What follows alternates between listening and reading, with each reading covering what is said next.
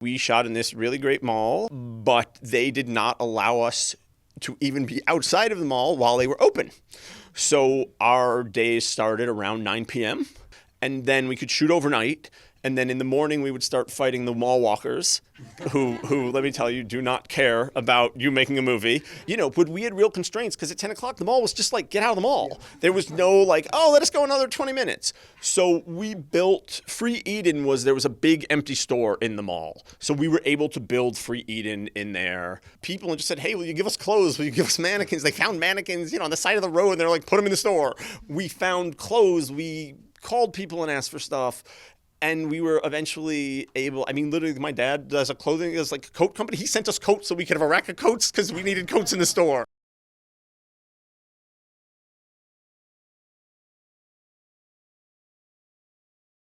We had the opportunity to work with Meredith Alloway, the director of the film, on our last one of our most recent live reads that took place in New York of Heathers, which was an inspiration for this film. So let's start there. Can you tell me a little bit about your working relationship with Meredith and the evolution of that through the process of the movie? I met Meredith and Lili. Mm-hmm. This started as a pitch, and William Morris, give the agency some credit. Sometimes they do something good. They called me and Brooke or Diablo, and they said, hey, we have this great pitch. You guys should hear it. It's totally the kind of movie you make. It's totally what you do. And Meredith had done some short films, but hadn't directed a feature. And Lili had written the play, and they had been put together. And so they had this great pitch. And me and Diablo heard the pitch, and we're like, this is great. We're like, no one's ever going to buy this. It's too out there. It's too crazy. It's not like Universal isn't going to say, hey, great, let's buy this. They're going to ruin it. They're going to make something different. So like, if you want to do it, we will totally support you, but you have to go write it. If you go write it, like, we will support you as a first-time director. We'll do all of this. And so, it was very competitive. There were a lot of people because it was a great pitch, and there were a lot of people who were excited to get involved and wanted to produce it. And we were like, look, you got to go do this. This is how, but we'll get it made.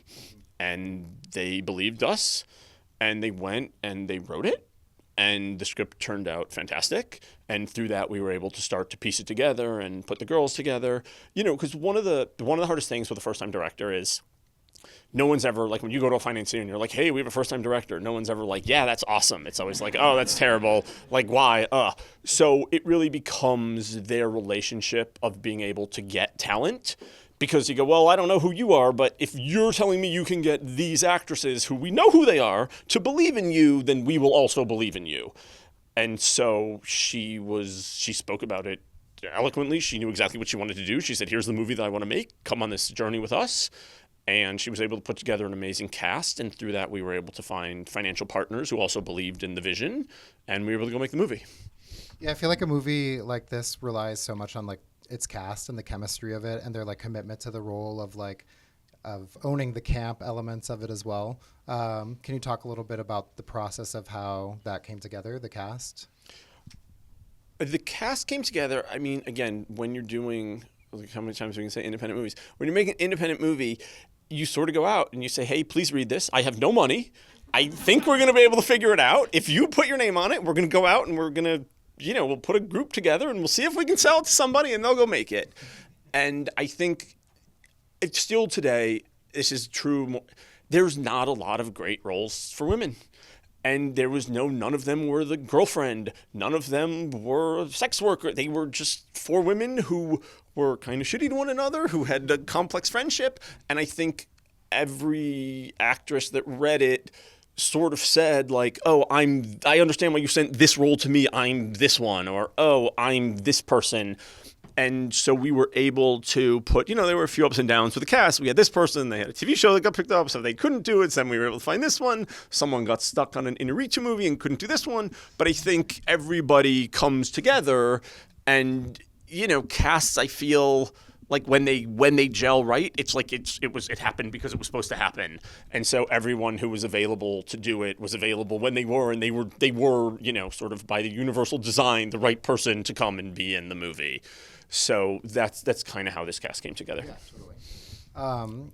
So there's like obviously there's a reveal of Gabrielle Union at the end.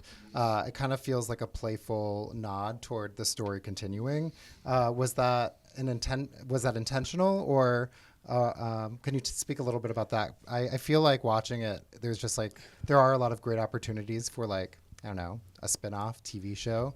I hope. Could be Let's do it. There could be a diabolical gay. All I'm saying that infiltrates the Coven. I wear my boots. Yeah, I think the idea. I think for Meredith and Lili, it was sort of important that the ending was what the ending was, and it wasn't sort of a very harsh morality tale. And we talked about, like, do we just film an ending where we don't kill Lola? And it was like, maybe we should do that. And then we're like, yeah, we're not going to do that. Yeah. So, and I also think, when you do those test screenings and you're like, oh, and then people are like, oh, wait, you Lola, you drown her? And they're like, oh, why do you do that? And it's like, we could probably get 5 more points if we don't kill her in the fountain. And it's like, yeah, we're going to do it. So I think the idea of creating Apple and making Apple this slightly larger than life, evil, questionable, but definitely dark. Yeah, she's still out there. Yeah. Because I think for Lili and Meredith, because women like this are still out there, and you're not going to get them. You're not going to be able to just say, oh, well, they don't. Yeah, they're out there, and they're going to find ways into the next one, and they're going to find the next thing. And I think that's something that was important to the filmmakers. So we talked a little bit about this beforehand, but can you talk about the logistics of filming in a mall, and was it as fun as like we all probably imagined it to be to spend the night? So we shot this movie in Toronto in February, and we shot in this really great mall called Sherway Gardens, but they did not allow us to even be outside of the mall while they were open. So our days started around 9 p.m.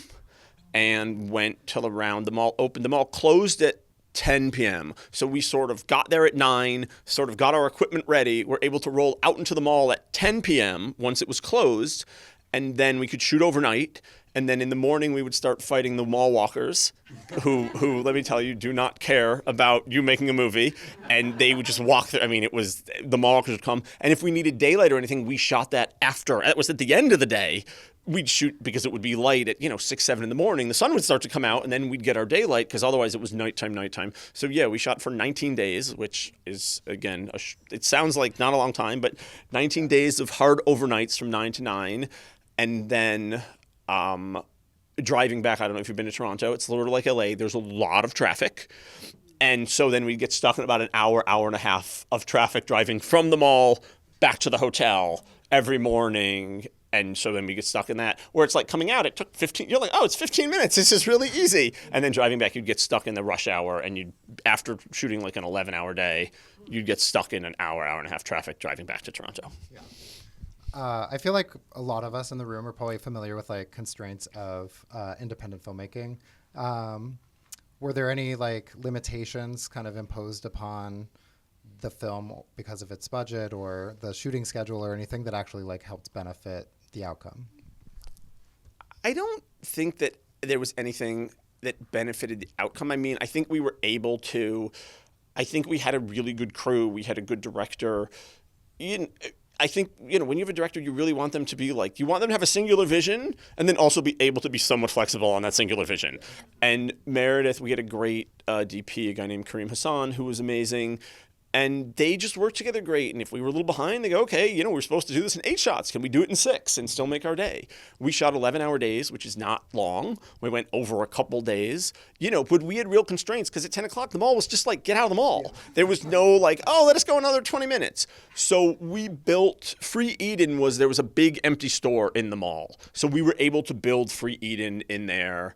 We had a production designer, her name was Kiara Verdon. I made another movie with her. She was great. I mean, the space was huge. And, she called up people and just said, hey, will you give us clothes? Will you give us mannequins? They found mannequins, on the side of the road, and they're like, put them in the store. We found clothes. We called people and asked for stuff. And we were eventually able, literally my dad does a coat company. He sent us coats so we could have a rack of coats because we needed coats in the store. We needed so we had that to basically fill in, and then the upstairs, because it actually had those stairs, the stairs actually went right up to the stairs. They built the dressing rooms, and that was all really designed because like when they're doing the confessionals, we're shooting through a mirror, but they couldn't see the camera. So it was sort of like a double. They built it like this with our DP, so they couldn't see the camera. So to them, they were literally just talking to a mirror, and then we were able to swap it. And with the signs in the background, it's one of the little Easter eggs. All the words, because they don't work backwards, but it's like live and evil and like mood and doom. And so they were all, I don't remember what the other two were, but they were like that. So in the mirror, they said something different than what it sort of said. In the positive, it just sort of showed the less. So we did that. So all the girls did their confessional sort of by themselves, and it was sort of a closed set. It was it was a very, I think Meredith wanted them to have a very personal relationship with, it was written for them, but with what they were saying and their character actually sort of delivering this. And that was another thing that was really important to Meredith and Lili, that those didn't get cut out of the movie, that those were in there. And, I think they're not the most studio-friendly pieces of the movie. They're not the most commercial piece of the movie, but they were important to the actors. They were important to the filmmaker. So it was important that they stayed in, and that all the, Lili sort of gives her when she's choking Lola in the fountain, but it was shot sort of the same way, where it was sort of, a close set and intimate, and everybody leave and don't be here and don't be looking at them and don't be bothering people. And they were able to do all of that. So I thought it worked really well. Yeah, that was a great scene. I was really impressed with her performance. And she was great. I think you touched on this before, but it feels like over your career, you've given a kind of a platform to a lot of first-time directors and writers. I remember reading your story about sort of how you stumbled upon Diablo Cody, and I'm just curious, how. Hold on. How do you go about finding new talent and giving them a platform, and who is it important for you to give the platform to? That isn't too much. So I like to joke that every time someone calls me, they're like, "Hey, I have the script." They're like, "I don't know what to do with it. It's super weird. We're never going to get it made, and we thought of you." And I'm always like, I'm appreciative that people thought of me, but it's like, how about you send me Fast and Furious 14? Just send me that. Just one. Send me that. It's really commercial and easy. Here you go. I tend to get, because I've had good luck making what I would say is harder movies, that's what I get. And I think, with producing for me, if I read a script and I'm like, I love this, I want to make it, I feel there's a path to do it, it's a story I feel is important to tell. I'm not saying an important, it's about this or that, but I'm saying it's important that I go, yeah, I like this movie, I want to tell the story, I think this would be a fun movie, or I'd want to see this. Then I'll get behind it. And sometimes that's awesome. And sometimes, I'll be working on something for 5 years and it never gets made and you never see it. But there's no oh, I only do this, or I only do this. Things that intrigue me, I read and go, oh, this is fun. And so a lot of things I find are, our female stories, our first-time director stories, are, I like fun, campy horror movies. I don't necessarily like really grim, depressing stuff. Yeah. I think most of the things I've made have had some sense of humor to them, because that's usually what I read and go, oh, this is fun, I like this. So when I get emails from people saying, hey, do you want to read this? A lot of times it's the weird ones, and I'm like, yes, I want to read that. It sounds crazy, but sure, send it to me. And, it's when it's sort of a cookie cutter thriller, I'm just like, I'm not jumping over that. It's like, what? She's a sorority girl and she's a werewolf? I'm like, yeah, sure, send that to me. I'll read that. That one wasn't great. Yeah. Fair. I mean, you have to take chances. It wasn't a good one. I feel like this movie, too, balances a lot of tones as far as, coming-of-age story, as well as horror, as well as comedy and satire. How did you have to, help balance weighing that during production, or did I you think feel like they mastered it? No, I mean, that sort of stuff is that's the filmmaker, that's the script. I mean, I knew the script we had. Yeah. So, I was obviously I gave notes on the script, I gave thoughts to the director. But I think when you get to that point, you sort of know what the script you have is, and then you hope that how you see it in your head is how the director, but I see it 50 different ways. The director sees it one way and has to be this, and that's the most important. Yeah. To me, it's it could be this way, it could be this way, it could be this, as long as we're in the ballpark. Yeah. So that I give more credit to the director, to the choices that the actress has made, to the choices the director made, to how she worked with them, how they got along together, how they sort of soldiered through 11-hour nights. And I know sometimes people go, oh, it's acting. It's not. It's emotional. It's hard. You're there all night through the mall. It's boring. You have someone that we had a social media person who was there, getting the girls to make TikTok. So it's like, it's always something. You have makeup. They had wardrobe changes.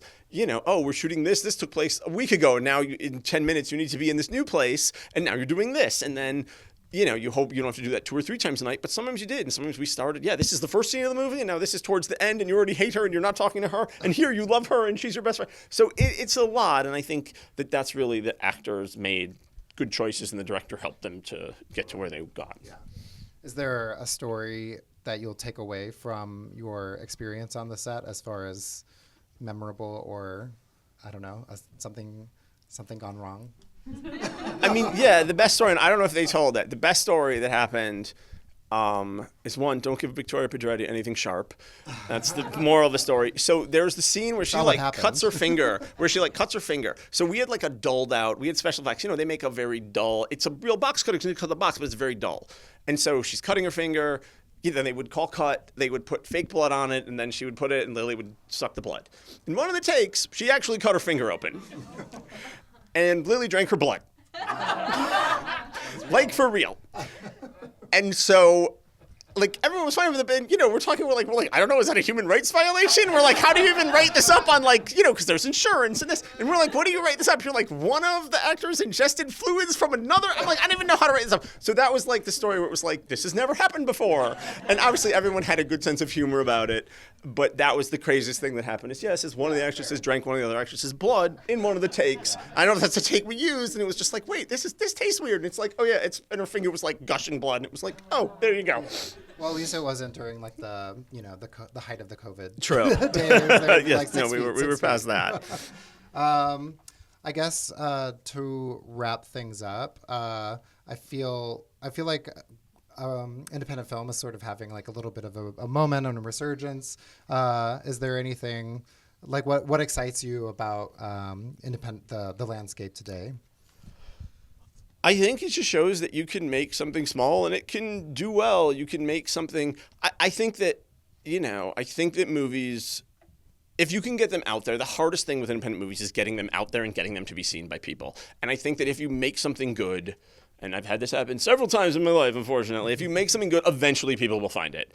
And you always I always hope that I'll make a movie and opening weekend, everyone will go see it, but it doesn't always work that way.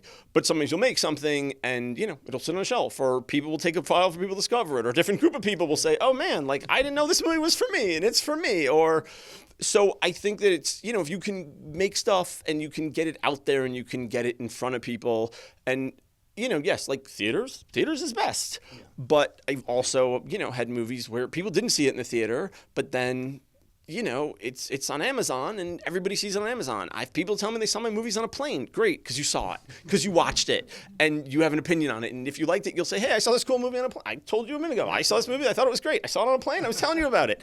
Because I didn't see it. It wasn't put in front of me. But now that I've seen it, I'm like, oh, this movie's great, and I want to tell everyone about it. It was called I Like Movies, or I Love Movies. I don't know. Yeah, great movie. China Back. Fantastic movie. Everyone should watch it. It's great. And I watched it on a plane to Canada. But so that's what I think is great about independent movies, is that now there's so many places that you can see them and access them. There's access. And so if you can get it out there, people will watch it. Right. So how can everyone here tell their friends and family to watch Forbidden Fruits? Is it? It's currently on Shudder. It's currently on Shudder and AMC Shudder. Plus, and I think, don't hold me this, I think it's going to be on Hulu towards the end of the year. And I constantly tell them that means all the girls are going to be Disney princesses because it's owned by Disney, and they do not agree. They do not agree with this, but I think it's going to be. I think it's going to be on Hulu or Amazon, one of those towards the end of the year after it's run on Shudder, and it's on PVOD and all of that as well. Great. All right. Well, thank you so much. And we're going to do a physical media release, and we're doing a physical media release through Vinegar Syndrome in January. Ooh, I love Vinegar Syndrome. Yeah, they're great. They just did a amazing special edition of Looking for Mr. Goodbar. They're awesome. Yeah, they're so good. They're awesome. So great. Awesome. Congratulations. Thank you.